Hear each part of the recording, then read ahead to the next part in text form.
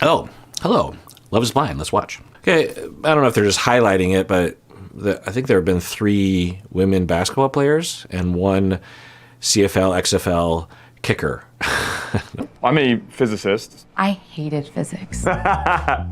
Nobody likes it. Nobody likes it. Yeah, that's not a demerit, by the way. I was chemistry for undergrad, and I did my master's in energy policy. I definitely work hard. I actually specialize in something called clean hydrogen energy. Okay. I have a little hydrogen tattoo on my wrist. Okay, so she started off by saying she hated physics, and I was worried that this physicist guy was going to go, oh, here we go again, another person that isn't really in my world. And then she says, I am a chemistry person, and I got a master's in a physics-related, science-related major, and I work in energy and hydrogen. I'm guessing what that means. Let's see. I wrote down what she does. What's her name again? She is 29, and she's a policy advocate. So I'm guessing that means that she works for a company or a consortium of hydrogen energy companies and lobbies politicians, because a lot of the revenue for energy comes from policy and from decisions by politicians and tax allocation, also just for research, federal dollars. I can't know that, obviously, but yeah, hydrogen energy as an energy source. Another 7 years down the road, I look up and I'm like, holy shit, like I just wasted so much time. I know that you do quantum physics, so you might understand my thermodynamic law that I'm going to throw out. But I think that relationships are going toward entropy. You need to work on keeping them together. That's cool.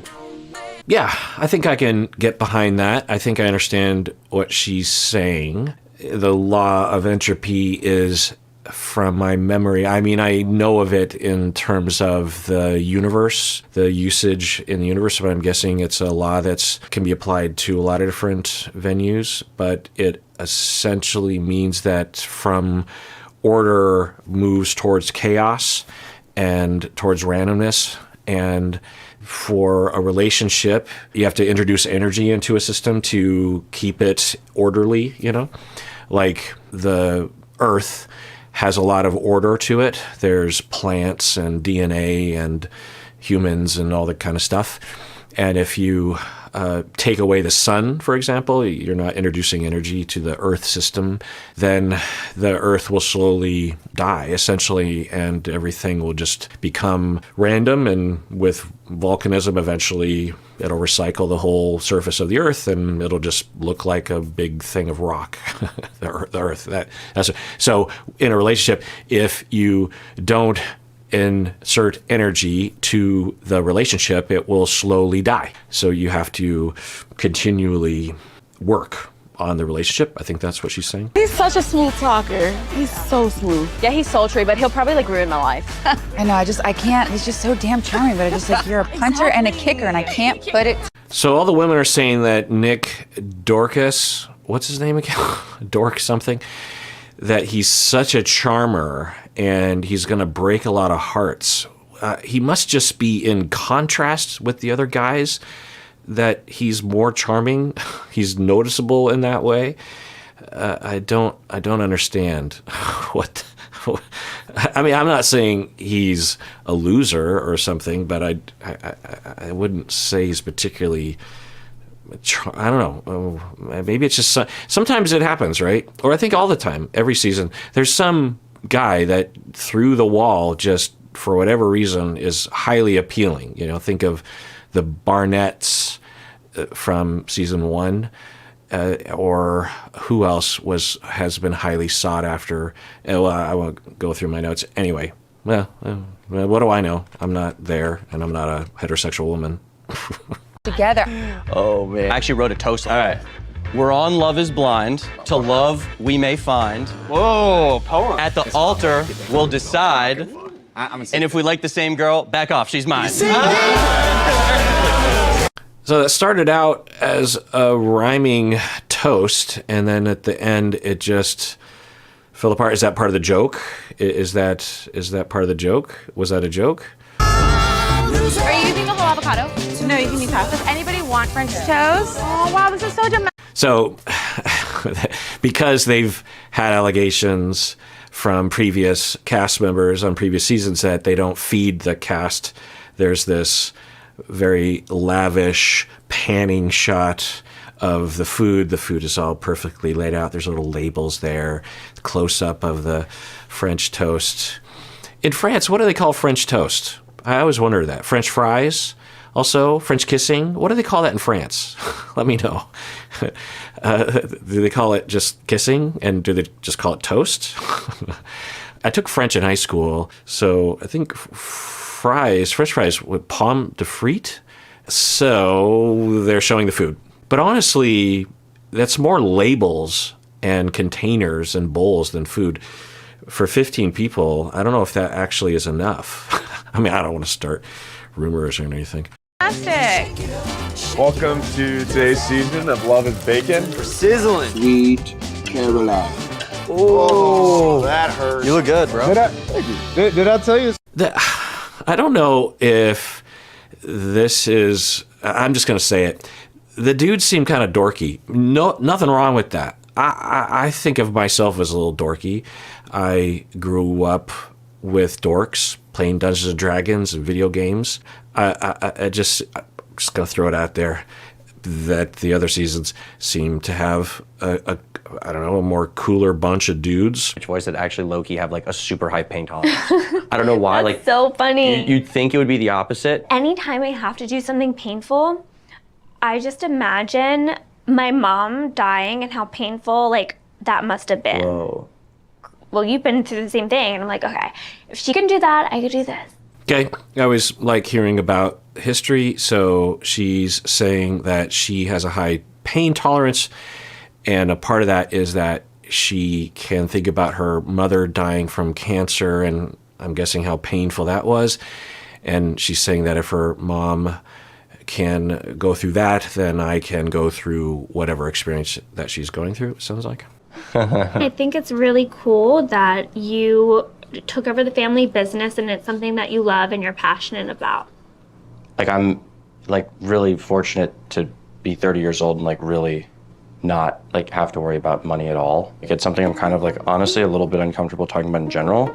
Okay, well, he started out by saying in an earlier interview that we saw that he doesn't want someone to be with him because of his money. And I was thinking that his strategy would be just don't mention it or skirt around it or have some other thing that you say that can be true but not lying, but not revealing. Anyway, and then he just comes out and says it early in the dating situation. He says, I don't have to worry about money. It's also an interesting way to put it, right? I don't have to worry about money, because that can mean a lot of things. Someone could have a regular job and quote unquote not have to worry about money. And they're playing the funny music, I think, because we learned from an earlier interview that she's, the colloquial term is that she's a gold digger. And she might even, she called herself a trophy wife. So I'm wondering if she is cool with that kind of labeling. I don't know. But let's rewind that. Like really fortunate to be 30 years old and like really not like have to worry about money at all. Like it's something I'm kind of like honestly a little. Yeah, and he pretty artificially inserted that. She wasn't, at least in the edit, asking about that. She's just like, I think it's cool that you took over the family business. And then he says, yeah, I'm super rich. I mean, if you're trying to find out if someone's going to like you regardless, then how would you know if she ends up liking him? How would he know if it's because of him or if it's because of the money? He just ruined that. A bit uncomfortable talking about in general. Mm-hmm. But like I grew up like very well off, and like after I graduated college, I was like kind of being groomed to take it over, but like in like a decade or two, like it wasn't expected. So he says, I grew up very well off. I just don't know people, unless you're saying, and maybe they edited this, but unless you're saying something like, I grew up very well off, and that means that I don't know what it's like to struggle in life, and I find that to be a deficit of mine, a weakness of mine, because I never experienced that, and therefore I have to work harder to have empathy for, or whatever, so, but just to say it like that, I don't have to worry about money, and I grew up very well off. It sounds like you're bragging, but I don't know. Because I had all of these family tragedies, I got inheritance, like all at once, and kind of, relatively young. I'm like not trying to say woe is me, but the business I like was really blessed to inherit does like pretty well. Yeah. Okay. So again, another statement that he is making lots of money, and he said that a lot of people died from cancer. So maybe the older people in his family who would have owned the business died from cancer, and then he got the business. Did he say he got the business when he was 10? Either way, he was young. You opened up the door for something that really, I've literally been having an anxiety attack about all day. Oh, yeah? Okay, in a marriage, finances, how would you split the bills? Would it be 50-50? Okay, so she said that she's been having anxiety all day about the money thing, right? She, I think, wants to talk with the men about splitting the bills, and I think I know what she wants, because she has stated that she doesn't want to work at all. She wants to have a rich husband that pays for everything, and she doesn't even want to do the domestic things. She wants to be a trophy wife. She literally said that. So she is having anxiety all day because she, I think rightfully so, is worried that if she were to ask that directly, that people would be put off by that, or she would look foolish on camera or something. And because he brought up this in a very short amount of time without being asked about how rich he is, I don't know. Maybe I can't really tell what his demeanor is about that. But anyway, he mentions it 3 times without being prompted. And then she says, oh, you brought it up, so now we can talk about it. And so she's asking him, how do you want to split the bills? I don't know if I believe in paying all of it. And but I also don't think I believe in splitting 50-50 if I'm like making more. But I do like the thought of both of us paying something, because it feels like we're both invested. I'm glad, because the other guys were hard 50-50, and Oh, so she has talked with other guys. She is saying the other guys were hard 50-50. Yeah, I think the question and answer is more a proxy for something much bigger in terms of the values, and it's a good litmus test that probably is good that she's asking that question. I'm glad she's sussing that out, because the guys that are saying 50-50, they're saying, I'm not wanting to have to pay for everything. I don't want to have that style of relationship. And then when this guy, the art dealer guy, says that he's okay with paying more if he earns more, but he's also saying he wants his wife to contribute monetarily, which I thought she would say, ew, but she's saying that's great, maybe because it's just more in the direction of what she wants. I didn't realize, I don't agree with that.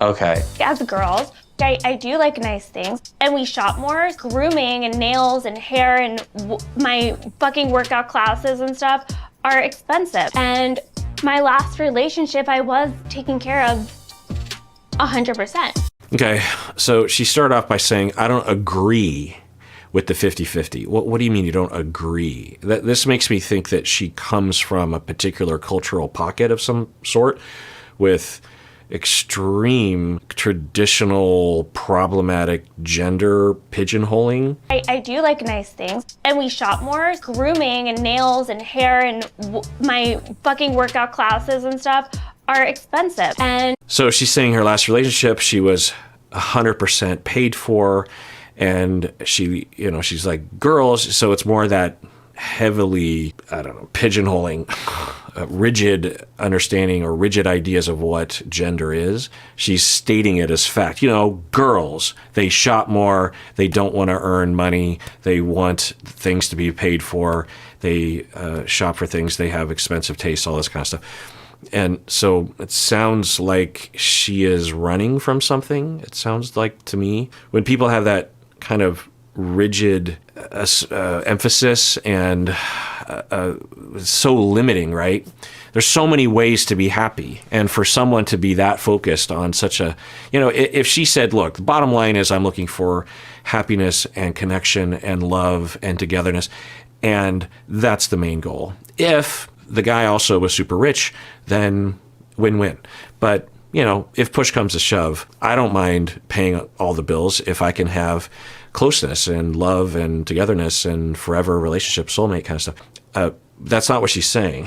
What she's putting as the number one priority is this. And what that tells me is that she either doesn't know what she needs and is just ignorant of that, or she's putting aside those needs for some reason in lieu of this other thing because she needs that to be true, because she's trying to get acceptance, or she's running away from childhood poverty, or she's been told her whole life that her only worth is as a trophy wife. I don't know.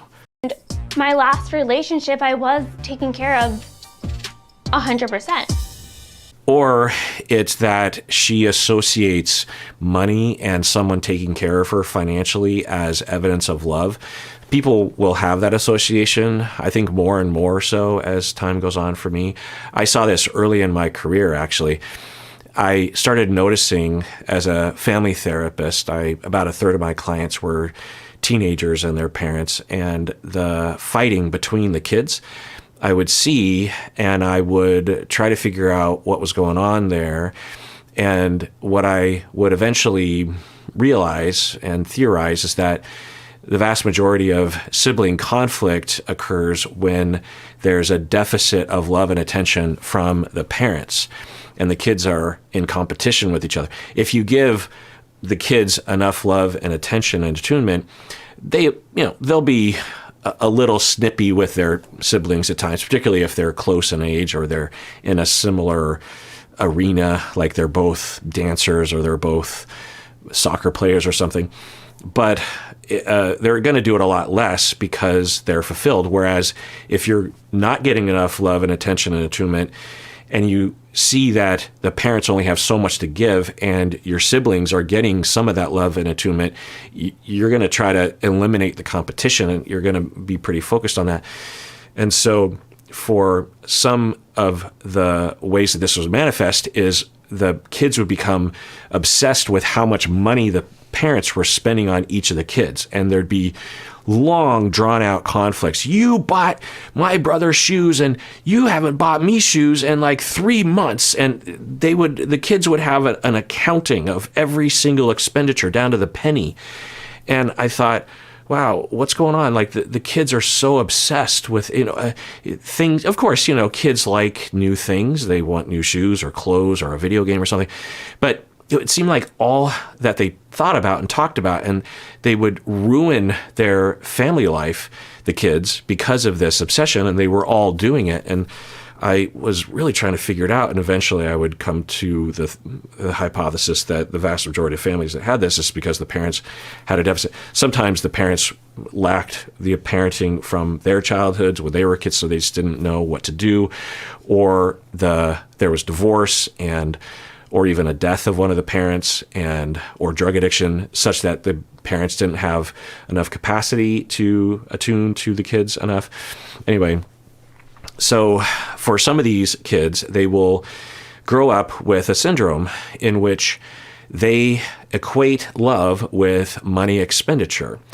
And when their spouse spends money on them, they think of that as love, even though deep down it doesn't really feel fulfilling. But as a child, they gave up on that original need for true love, marriage, and they had to forego that more fundamental need for attunement and connection, regardless of how much money is being spent on them. And so they said, well, at least I can bank on money being spent on me. It's a concrete thing that I can look at and say, this is evidence that I matter and that my parent is thinking about me and that my parent loves me. Sometimes it'll be the non-custodial parent that will come into town and give a bunch of gifts, and the kids will say, well, I know Dad doesn't really love me enough to spend time with me, but at least I can say he spends, this is all subconscious, at least I can say that he spends money on me. That's saying something, right? And so you end up needing more of that, but it doesn't really fulfill. So it's this running on a treadmill, hoping to get from A to B, but you're not. You're just running in place. But you are needing of that. And so as an adult, you look for a partner that does that. This can manifest in a lot of different things, not just money expenditure, but it could be other kinds of love languages, if you will. So that's one hypothesis that I'd put on the short list if I were to work with a client with this kind of presentation. One of the things that I am most insecure about is, does she want me because of my job and because of the money that... Okay, so this is the same wording he has said before, that his biggest insecurity is when someone expresses that they like him romantically. He wonders if it's because of him or if it's fake and they only want his money.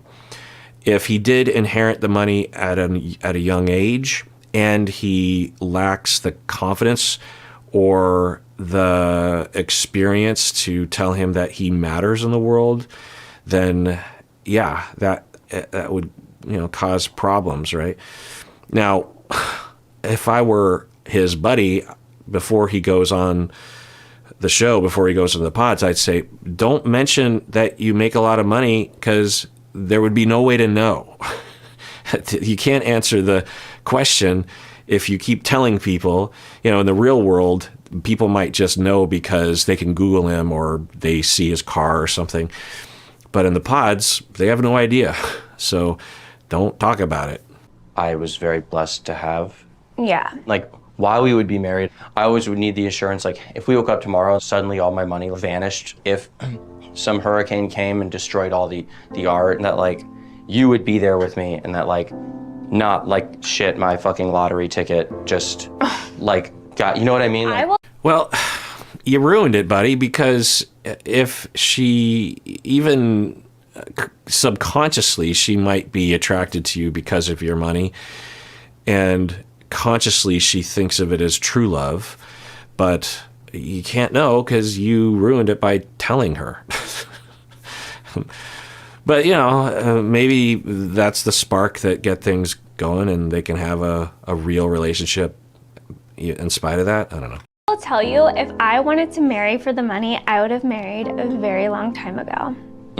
That would have been a very easy thing for me to do.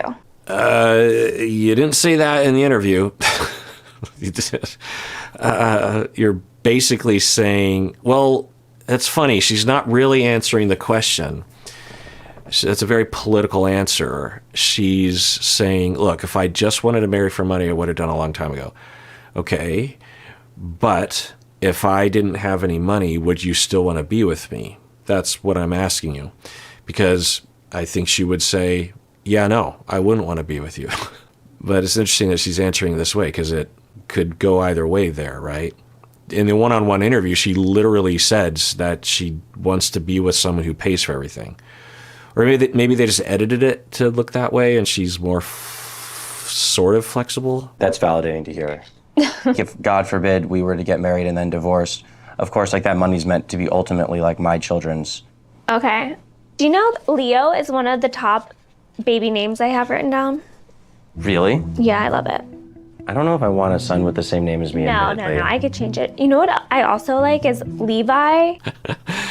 Okay, let's rewind that. So I think she was saying, Leo is my number one pick for a child's name.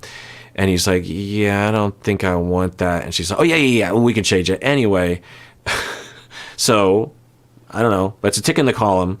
We would need a lot more ticks, but one tick in the column of putting herself aside for other people. But let's rewind that. Baby names I have written down. Really? Yeah, I love it. I don't know if I want a son with the same name as me. No, admittedly. I could change it. You know what I also like is Levi. I mean, they did edit that so that we didn't see her say that in that moment. So they could have Frankenstein that. But anyway, it's just a tick in the column. All right, that does it for that episode of Psychology in Seattle. Everyone out there, please take care of yourself because you deserve it. You really, really do.